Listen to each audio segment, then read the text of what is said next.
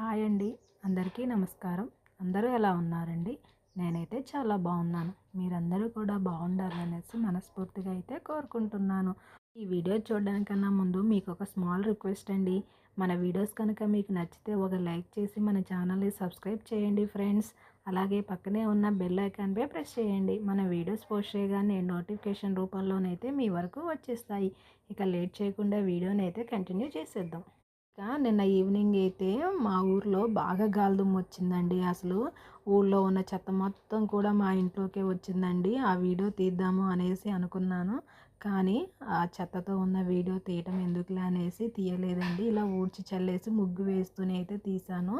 అసలు ఇంటి ముందు ఉన్న చెట్లు, చింత చెట్టు అయితే ఉందండి. ఆ చింత చెట్టు ఆకైతే మొత్తం మా ఇంట్లోనే పడుతుందండి.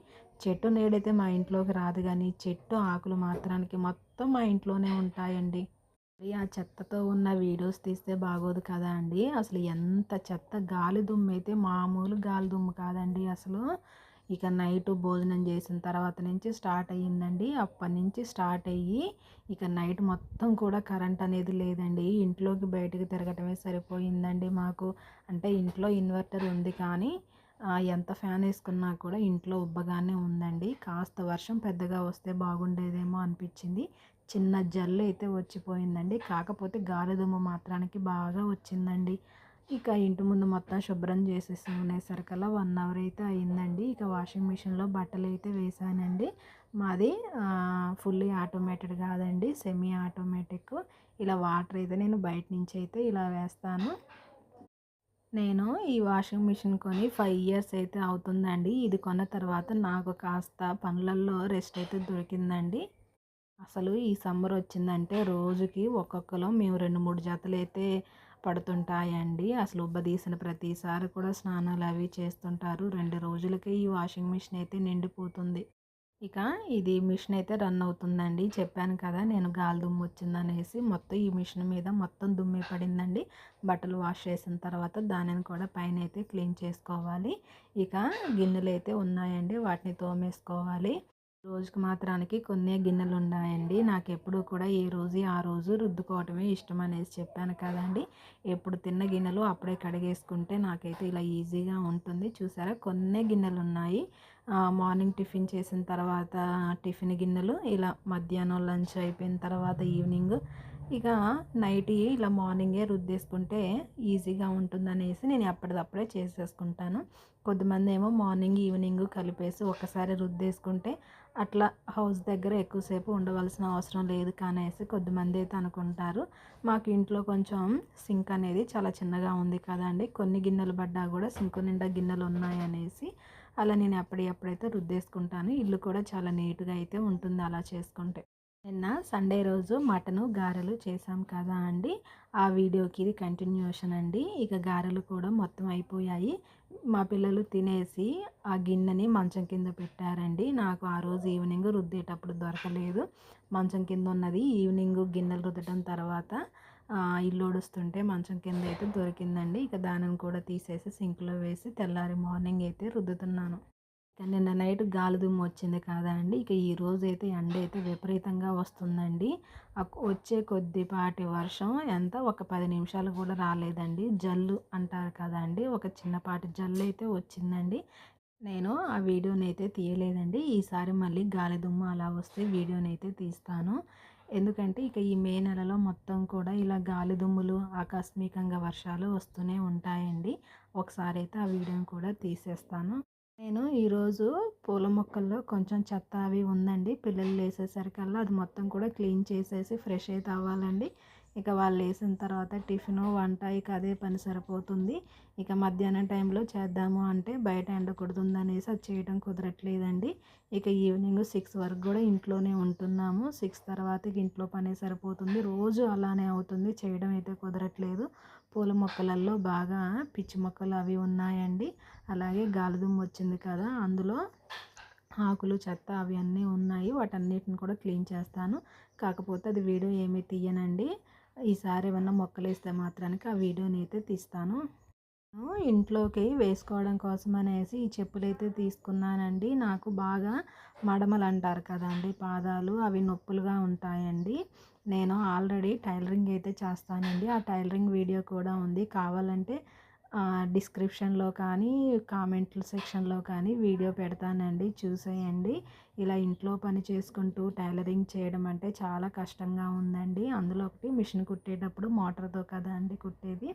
అలా కదలకుండా కూర్చోవటం వల్ల ఇలా పాదాల నొప్పి అయితే వస్తుందండి. అందుకోసం అనేసి నేను చెప్పులనైతే తీసుకున్నాను. 2 డేస్ అవుతుంది తీసుకొని. చాలా బాగున్నాయండి. ఇలా గిన్నెలు అయిపోయిన తర్వాత ఇక్కడ ఏరియా మొత్తం కూడా శుభ్రం చేసుకుంటానండి. ఎక్కువగా ఈ హౌస్ దగ్గర బాగా ఇలా పాకరైతే పడుతుందండి. నేను ఎక్కువగా ఇక బ్లీచింగ్ పౌడర్ వేసేసి ఇక్కడైతే క్లీన్ చేస్తుంటాను. ఇక పెట్టేసి ఒక 1 వీక్ అయితే అవుతుందండి. మళ్ళీ ఇక్కడైతే ఇలా ఆకుపచ్చగా అయితే పట్టేసింది. అక్కడ కూడా పెట్టేస్తాను. ఇక వాషింగ్ మిషన్‌లోనైతే క్లీనింగ్ అయితే అయిపోయిందండి బట్టలు. మాది అందులో ఉంటుంది కదా అండి స్పిన్నరు. అదైతే ఆగమయ్యిందండి. దాన్ని ఒకసారి చూడాలి. మామూలుగా బట్టలైతే వాష్ చేసి ఇస్తుంది కానీ పిండడానికి అయితే అది వర్క్ చేయట్లేదు. దాన్ని ఒకసారి చూపించాలి అండి. ఇక అదొచ్చి చూసేసరికల్లా లేట్ అవుతుందనేసి సమ్మరే కదా బట్టలు బాగానే ఎండుతాయిలే అనేసి నార్మల్గా అందులో నుంచి అయితే తీసేసి ఇలా ఆరవేసుకుంటున్నానండి. దాన్ని బాగు చేపించే వరకైతే నాకు ఈ తిప్పలు తప్పేలా లేవు. మాకైతే ఇప్పుడు ఈ స్టాండ్ అయితే సరిపోవడం లేదండి. ఈ సమ్మర్ వచ్చేసిందంటే మాకు సరిపోవు. ఇలా చిన్న చిన్నవి అయితే ఇలా వేసేసుకుంటానండి.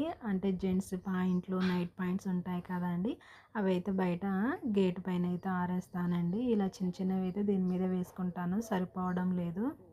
మేము ఈ బట్టల స్టాండ్ అయితే ఎప్పుడో కొన్నామండి. ఒక 6 ఇయర్స్ అయితే అవుతుంది. మేము ఇంట్లో కొన్న ప్రతి వస్తువు కూడా ఆల్మోస్ట్ కరోనా కన్నా ముందే కొన్నామండి. వాషింగ్ మిషన్ అప్పుడే కొన్నాము. ఈ స్టాండ్ కూడా అప్పుడే కొన్నాము. అప్పటినుంచి కూడా మేమైతే యూజ్ చేస్తున్నాము. పిల్లలు అప్పుడు చిన్నగా ఉన్నారు కనుక చిన్న చిన్న బట్టలకి అనేసి తీసుకున్నాము. అంటే ఇప్పుడు కూడా యూజ్ అవుతుంది. కానీ బట్టలైతే ఎక్కువగా పట్టడం లేదండి. ఇది మొత్తం కూడా 3 లేయర్స్ లాగా ఉంటుందండి. నేను మధ్యలో ఉన్న స్టాండ్ పైన వేస్తున్నాను. పైన ఇంకొకటి ఉంటుంది ఆల్రెడీ. ఇంకా కింద కూడా ఒకటి ఉందండి. ఇలా మొత్తం 3 స్టెప్స్‌గా అయితే ఉంటుంది. కొంచెం పలచగా ఉన్నయి అయితే ఇలా లోపలికి మధ్యలోకని వేస్తాను. కొంచెం మందంగా ఉన్నవి అయితే కొంచెం చివరకని వేస్తాను. మేము ఇక్కడ ఈ కర్టెన్ కట్టాం కదా అండి. మార్నింగ్ పొద్దున్నే వచ్చే ఎండ మామూలుగా లేదండి. 10 వరకు కూడా ఇక్కడ ఎండ అయితే ఉంటుంది ఇంటి ముందు. అందుకనేసి ఈ కర్టెన్ అయితే వేస్తామండి. ఇక వర్షము అది వచ్చినప్పుడు పక్కకనేసుకుంటే సరిపోతుంది. ఇలా బట్టలన్నీ అయితే ఆరవేసుకున్నానండి. మొత్తం 3 లేయర్స్ ఉంటుంది కదా! నేను ఇలా 2 లేయర్స్ పైన అయితే వేసేసాను. సరిపోతాయి. పాయింట్లు అలాంటివి అయితే బయట గేట్ పైన అయితే ఆరవేసుకున్నాను. ఇక దీన్ని తీసుకెళ్ళి ఎండకైతే పెడతానండి. నేను మామూలుగా స్పిన్నర్‌లో వేస్తే పెట్టకపోయేదాన్ని. ఇలా రేకుల కిందే ఆరిపోయాయి. స్పిన్నర్‌లో వేయలేదు కనుక ఇలా కొంచెం ఒక గంట సేపు ఎండకు పెట్టేసుకుంటే బట్టలైతే ఆరిపోతాయి. ఇక పూల మొక్కల్లో పని అయిపోయిన తర్వాత ఈలోపు పిల్లలైతే లేచారండి. ఇక టిఫిన్ వేసుకొని అంత కంప్లీట్ అయిన తర్వాత ఫ్రెష్ అవ్వచ్చు అనేసి అనుకున్నాము. పాల కోసం ఇలా ఒక గిన్నె పెట్టేసుకున్నానండి. పాలల్లో కొద్దిగా వాటర్ అంటే పాలు పోయటానికన్నా ముందు కొద్దిగా వాటర్ వేసుకొని వేడి చేసుకుంటాను. నేను చట్నీ కోసం టమాటా, పచ్చిమిర్చి ఫ్రై చేసి పక్కన పెట్టుకున్నానండి. ఈరోజు ఇంట్లో బ్రేక్ఫాస్ట్ దోశ అయితే చేస్తున్నానండి. ఇక తాలింపు గింజలు అయిపోయాయండి. ఆ డబ్బా ఇందాకే కడిగేసాను కదా! ఒక హాఫ్ అన్ అవర్ అయిందనుకుంటా అండి కడిగేసి. అసలు ఆ డబ్బా మొత్తం కూడా ఎవరో తుడిచినట్టుగానే ఆరిపోయిందండి. ఎండ అయితే అంత తీవ్రంగా కొడుతుందండి. 8:30 అయ్యిందండి. 8:30కి కూడా మధ్యాహ్నం 12:30, 1 అయ్యిందన్నట్టుగా ఉందండి. ఇక అందులోనైతే ఆ ప్యాకెట్ చింపేసి అందులో పోసేసుకున్నాను. ఇక పాలైతే గిన్నెలో పోసుకొని అవైతే మరిగించుకోవాలి అండి. మేము విలేజ్‌లో ఉంటాం కనుక మాకు పాలైతే చిక్కగా ఉంటాయండి. పాలల్లోనైతే ఇలా 200 ఎంఎల్ వాటర్ అయితే కలుస్తాయండి. అందులో ఒకటి మాకు పోసే ఆంటీ చాలా చిక్కగా అయితే పాలు పోస్తారు. మీగడ చూపించాను కదండీ ఇంతకుముందు వీడియోలలో. నేను ఇంట్లో ఫామ్ అయిన వెన్నతోటే నెయ్యి అయితే చేసుకుంటాను. చాలా చిక్కగా అయితే ఉంటాయి పాలు. అందుకనేసి కాస్త వాటర్ ఎక్కువైతే పోస్తాను. ఇక పాలు వేడవుతూ ఉన్నాయండి. దోస పిండిలో కొంచెం సాల్ట్ అయితే వేసుకొని కొద్దిగా వాటర్ చూసేసుకొని దోస బ్యాటర్కి సరిపోయేలాగా అయితే కలుపుకొని పెట్టుకుంటాను. చూసారా దోస బ్యాటర్ ఇలా ఉంటే సరిపోతుందండి. ఇక ఇది పక్కన పెట్టేసుకొని చట్నీ అయితే చేసేసుకుంటానండి. ఇక పాలు వేరే స్టవ్ పైన పెట్టేసి దోస కోసం ప్యాన్ అయితే పెట్టేసుకున్నానండి. ప్యాన్ అయితే వేడవుతుంది. చూసారా చట్నీ అయితే చేసేసి పోపు కూడా పెట్టేశానండి. దీన్ని అయితే పక్కన పెట్టేశాను. పాలైతే పొంగు వస్తున్నాయండి. ప్యాన్ వేడయిందనేసి దోశ అయితే వేస్తున్నాను. ఈరోజు ఈ దోశలు వేయాలంటే నా వల్ల కానట్టే ఉందండి. నేను మధ్యలో 2 రోజులు దోశలు చేయలేదండి. అంటే ఉప్మా చేశాను, ఒకరోజు ఇడ్లీ చేశాను. అందుకనేసి నేను ఈ దోశ ప్యాన్‌కి కాస్త ఆయిల్ ఏసి రాసానండి. అలా రాస్తే దోశ అనేది కొంచెం బావుంటుంది. చూసారా ఈ ప్యాన్ నిండా వేశానండి. చాలా క్రిస్పీగా అయితే ఫ్రై అవుతుంది ఈ దోశ. నేను 2 రోజులకు ఒకసారి దోస పిండి అయితే ప్రిపేర్ చేసుకుంటానండి. ఇడ్లీ పిండి అయితే అప్పటికప్పుడు చేసుకుంటాను. కాకపోతే దోస పిండి మాత్రానికి 2 డేస్‌కి ఒకసారి అయితే ప్రిపేర్ చేసుకుంటాను. ఈ సమ్మర్ వల్ల పిండి అయితే చాలా బాగా పులుస్తుందండి. అసలు పులవాల్సిన దానికన్నా ఎక్కువగా పులుస్తుంది. అందుకనేసి ఈ పప్పులు ఇవి కూడా ఒక 4 అవర్స్ నానబెట్టుకుంటే సరిపోతుందండి. అలాగే ఓవర్ నైట్ మొత్తం కూడా కాకోకుండా మనం నైటు పడుకునే ముందు కనుక గ్రైండ్ చేసుకుంటే మార్నింగ్ 8 కల్లా కూడా బాగా పులుస్తుంది. కాకపోతే ఇక తప్పదండి. అప్పటికప్పుడు వేసుకోవాలి అంటే పులిసినవి తింటేనే మంచిదనేసి అలా ఒకరోజు నైట్ మొత్తం కూడా ఉంచితే బాగుంటుందనేసి అలా చేసేసుకుంటాం. ఇక ఈరోజు టిఫిన్ సెక్షన్ అయితే అయిపోయిందండి. ఇక మధ్యాహ్నం కర్రీకి ఏం చేయాలో చూడాలి అండి. మా ఊర్లో చెరువైతే ఉందండి. చేపలు పడదామనేసి అంటున్నారు. చూడాలి. చేపలు వస్తే మాత్రానికి ఖచ్చితంగా తీసుకుంటాము. నిన్న సండేనే కదా మటన్ ఎందుకు తీసుకున్నామంటే చేపలు 3 డేస్ నుంచి అంటున్నారండి. ఇస్తామనేసి ఇవ్వడం లేదనేసి మటన్ అయితే తీసుకున్నాము. ఇక చూడాలి. చేపలు ఈరోజు రేపు ఎల్లుండి 3 రోజులు పడతారంట అండి. ఒక రోజన్నా మాకు రాకపోతాయా అనేసి అనుకున్నాము. వస్తే మాత్రానికి అదే కర్రీ చేస్తామండి. లేకపోతే ఇంట్లో బంగాళాదుంపలు అయితే ఉన్నాయండి. ఇక కర్రీ అయితే చేసుకుంటాను.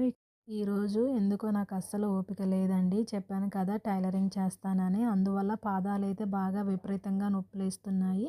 అందుకనేసి ఈరోజు మధ్యాహ్నం వీడియోనైతే ఇదండి ఇవాల్టి వీడియో. ఈ వీడియో కనుక నచ్చితే ఒక లైక్ చేసి మన ఛానల్ని సబ్స్క్రైబ్ చేయండి ఫ్రెండ్స్. ఇటువంటి మరొక మంచి వీడియోతోటి మళ్ళీ కలుస్తాను. అంతవరకు బాయ్ ఫ్రెండ్స్.